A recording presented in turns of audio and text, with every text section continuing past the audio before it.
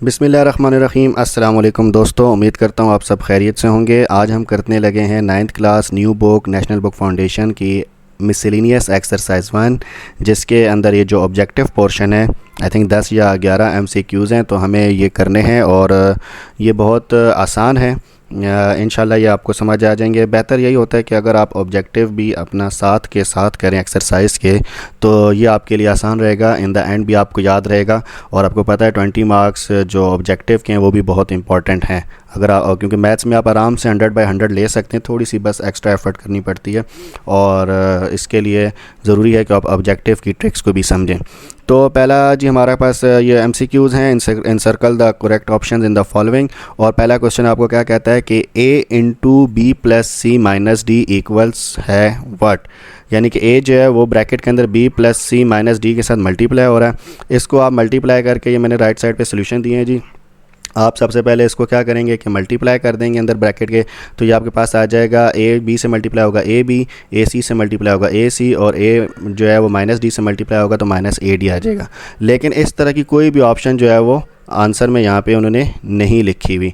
तो अब हम क्या करें, देखेंगे कि जिसके अंदर इसके करीब करीब हो, तो वो है जी ऑप्शन बी। ऑप्शन बी के अंदर उन्होंने क्या किया है कि AC को पहले कर दिया और AB को बाद में कर दिया और माइनस AD। सिर्फ इससे क्या हुआ है, रीअरेंजिंग। यहाँ उन्होंने वो थोड़ा सा आपको कंफ्यूज करने की कोशिश की है।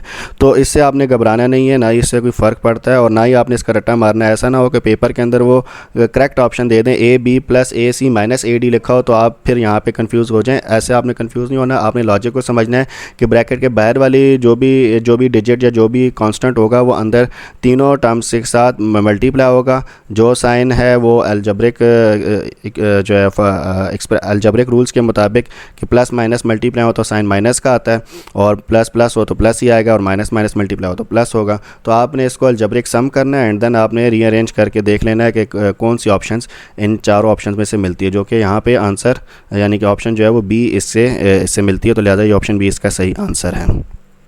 क्वेश्चन नंबर 2 के अंदर A की पावर R डॉट यानी कि प्रोडक्ट A की पावर माइनस S और डिवाइड हो रहा है A की पावर S से, तो हमने ये बताना है कि ये क्या है। सबसे पहले आपने क्या करना है, अच्छा ये माजरत, मैंने ये मेरे से आंसर्स मेरी ये रीअरेंजिंग में थोड़ा प्रॉब्लम हो गया, मैं शायद इसको सॉल्व करते हुए भूल गया था, सेकंड ऑर्डर पे ले गया। ठीक है, अच्छा ये यहाँ पे मैंने थर्ड में इसको किया हुआ है। सबसे पहले आपने इसको सिंपल फॉर्म में लिखना है, ठीक है, यानी कि आपने इसको डिवीज़न वाली जो फॉर्म बनेगी आपने उसमें लिख लेना है। तो क्या होगा कि A की पावर R डॉट A की पावर माइनस S, डिवीज़न था, डिवीज़न को आपने इस तरह डिवाइड की फॉर्म में लिखा, फ्रैक्शन फॉर्म, यानी कि A की पावर S हो गया। ठीक है, एंड देन नेक्स्ट स्टेप आप क्या करेंगे कि आपको पता है कि अगर कोई पावर ऊपर माइनस है तो उसकी जगह चेंज, यानी कि न्यूमरेटर में अगर कोई पावर माइनस में है तो डिनोमिनेटर में जाके वो प्लस हो जाएगी, अगर डिनोमिनेटर में माइनस में तो वो न्यूमरेटर में जाके प्लस हो जाएगी। तो हमने इसकी पावर सेम प्लस करने के लिए क्या किया कि हम उसको डिनोमिनेटर में ले गए। तो A की power R divided by A की पावर S डॉट A की पावर S, यानी कि ये A और A ये दो A जो आपस में मल्टीप्लाई हो रहे हैं। ठीक है, तो अगर आपके पास सेम बेसिस मल्टीप्लाई हो रही हो तो उनकी जो पावर्स होती हैं वापस में ऐड होती हैं, यानी कि A की पावर S प्लस S हो जाएगा, और इसका A की पावर S प्लस S करे तो यानी कि A की पावर 2S आ जाएगा। लिहाजा इसका जो आंसर बनता है A की power R divided by A की पावर 2S। तो वो यहाँ पे कौन सी ऑप्शन है जी, वो यहाँ पे ऑप्शन है ये D। तो सेकंड क्वेश्चन का जो है वो आंसर है ऑप्शन D। और थर्ड में अगर हम देखें तो थर्ड आपके पास सवाल ये है कि nth root of AB is equals to, अच्छा ये उन्होंने आपको क्या दिया हुआ है, रेडिकल फॉर्म दी हुई है। रेडिकल फॉर्म को एक्सपोनेंशियल फॉर्म में कन्वर्ट करना है। एक्सपोनेंशियल फॉर्म में कन्वर्ट करने के लिए आपने क्या करना है, AB को ब्रैकेट में लिखना है और जो बाय रेडिकेंड होगा उसको 1 डिवाइडेड बाय n या 1 divided by that index of radical आपने लिखना है। तो AB की पावर 1/n जो कि D ऑप्शन है, ये इसका राइट आंसर है। क्वेश्चन नंबर 3 यहाँ पे इस तरह हुआ है। ठीक है, एक्सपोनेंशियल फॉर्म। अच्छा ये नेक्स्ट पार्ट 4 में कहता है which number is self multiplicative inverse. ये बड़े मज़े का क्वेश्चन है, ये आपने हमेशा याद रखना है। कभी ऐसा भी हो सकता है कि ये आपसे आर्मी के लिए, ISSB वगैरह के लिए इनिशियल जो टेस्ट होते हैं या उसमें जो इनिशियल इंटरव्यू होता है उसमें इस तरह के क्वेश्चंस भी पूछे जा सकते हैं। या फिर कभी कहीं जॉब के टेस्ट के लिए भी इस तरह के सवाल आ सकते हैं NTS वगैरह में।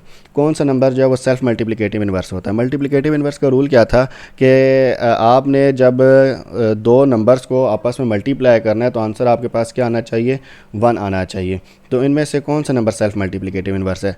-1 जो है वो इसका सही आंसर बनता है, जो कि ऑप्शन सी है, क्योंकि -1 को जब आप ये देखें, जब -1 को -1 से मल्टीप्लाई करेंगे तो आपके पास आंसर क्या आएगा?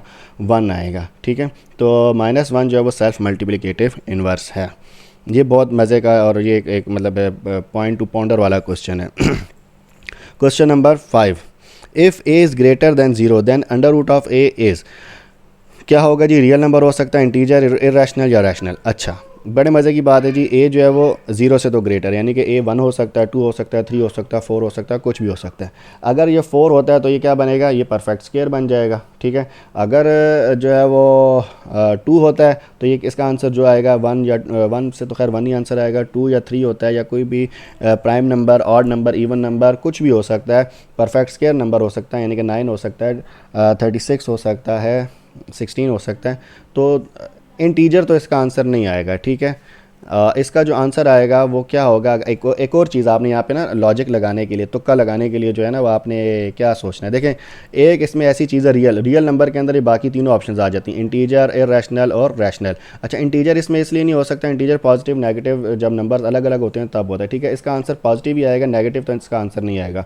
या रैशनल होगा या इर्रेशनल होगा, लेकिन रैशनल इर्रेशनल दोनों जो है वो किसके अंदर आती हैं, किस टर्म के अंदर आती हैं? वो आती हैं जी रियल के अंदर। तो इसका जो सही आंसर है वो है ऑप्शन ए, यानी कि रियल नंबर होगा जो भी इसका आंसर आएगा अंडर रूट ऑफ ए।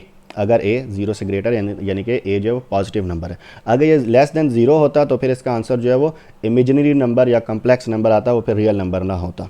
तो लिहाजा इधर क्वेश्चन नंबर 5 का जो सही आंसर है वो है ऑप्शन ए। नेक्स्ट हमारे पास जो जी क्वेश्चन नंबर 6 के अंदर भी पूछता है कि if a plus b is equals to a, what is the value of b।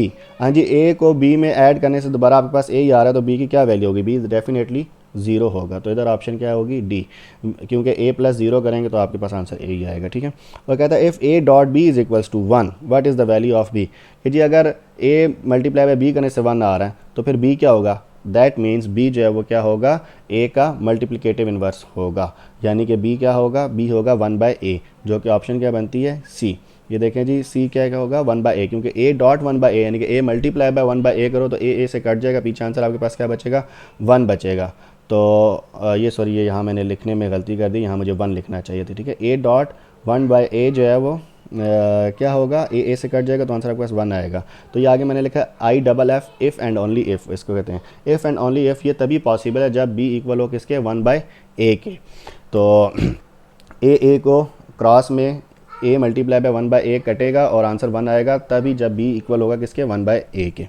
तो ये था ऑप्शन सी जो है वो 7th क्वेश्चन का आंसर बनेगा।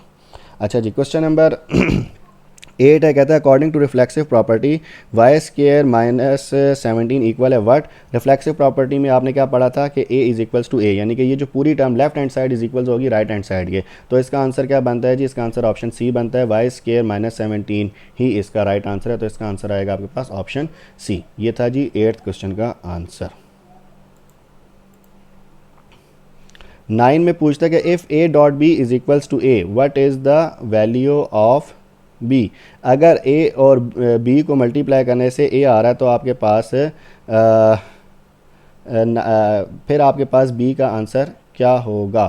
तो अच्छा, ये यहाँ पे मेरे से गलती होगी, रिपीटेड क्वेश्चन मैंने लिख दिया, रिपीटेड नहीं है जी। पहले वाले में उसने पूछा था a dot b is equals है 1 के, तो फिर उसका आंसर था ऑप्शन सी। तो यहाँ पे क्या है कि if a dot b is equals to a, आपके पास आंसर जो है वो वापस क्या आ रहा है? a आ रहा है। तो फिर b क्या है जी? फिर इसका मतलब ये हुआ कि b इज इक्वल है किसके? 1 के, क्योंकि जब a 1 से मल्टीप्लाई होगा तो दोबारा 1 ही आएगा। तो इसका आंसर जो है वो क्या बनता है? ऑप्शन बी बनता है। ठीक है, ये मेरे ख्याल से मुझे लिखते हुए मैंने क्वेश्चन को सही गौर से पढ़ा नहीं होगा। अब जब ज़ाहिर बात देखें, जब बंदा पढ़ा रहा होता है ना तो उसका फुल फोकस होता है। तो अब मेरा फुल फोकस के साथ, फुल कंसंट्रेशन के साथ जब मैंने इस सवाल को पढ़ा तो मुझे समझ आया कि ये रिपीटेड क्वेश्चन ही है। क्वेश्चन नंबर 9 का जो आंसर बनता है वो है बी ऑप्शन, इसका सही राइट आंसर बनता है। ठीक है, ये करेक्शन कर लीजिएगा। अच्छा जी, आगे है क्वेश्चन नंबर 10 में वो ये कहता है कि if a dot b is equals to 1, what is the value of b। तो अगर ए डॉट बी करने से आपके पास 1 आंसर आ रहा है, तो फिर आपके पास जो अच्छा what is B called, B को क्या कहेंगे, बी को जी मल्टीप्लिकेटिव इन्वर्स ऑफ ए कहेंगे, क्योंकि बी क्या होगा, बी इक्वल होगा 1/a के। तो ए का ए का रेसिप्रोकल क्या होता है 1/a, जो कि ए का मल्टीप्लिकेटिव इन्वर्स है, लिहाजा इसका ऑप्शन ए आंसर होगा कि B is called multiplicative inverse of A. 11 इसमें आपने क्या पढ़ा था कि कम्यूटेटिव प्रॉपर्टी किस किस के ऊपर होल्ड करती है, एडिशन एंड मल्टीप्लिकेशन के ऊपर होल्ड करती है। तो उसने कहा डज़ नॉट होल्ड। अच्छा यहाँ पे भी देखें, अब इस तरह के भी अगर क्वेश्चन आ जाए तो लॉजिक लगाने के लिए आपके पास क्या होगा, देखें एडिशन मल्टीप्लिकेशन और बोथ ए एंड बी उसने दी हुई है, इसका मतलब है कि आंसर के अंदर उसने बताया हुआ कि दोनों भी हो सकती हैं। तो फिर इसमें से देखें एक और चीज़ होती है जिस तरह वो कहते हैं पिक द ऑड वन। तो इन तीनों में अगर आप देखें तो ऑड वन क्या चीज़ है, इसमें सब्ट्रैक्शन का जो वर्ड है ये ऑड लग रहा है कि जी commutative property does not hold, does not भी वो लिख रहा है, और इनमें तीनों में जो ऑड वन चीज़ है पिक द ऑड वन के हिसाब से वो सब्ट्रैक्शन बनती है। तो इसके अंदर आपका आंसर आता है ऑप्शन सी सब्ट्रैक्शन, क्योंकि कम्यूटेटिव प्रॉपर्टी जो है वो एडिशन या मल्टीप्लिकेशन के हिसाब से ये होल्ड करती है, and it does not hold with respect to subtraction. ये था आपका क्वेश्चन नंबर 11 MCQs का। उम्मीद करता हूँ यहाँ तक आपको सब समझ आ गया होगा। अगर कोई आपका क्वेश्चन हो तो आप मुझे कमेंट्स में ज़रूर पूछिए। अल्लाह हाफ़िज़, अस्सलाम वालेकुम।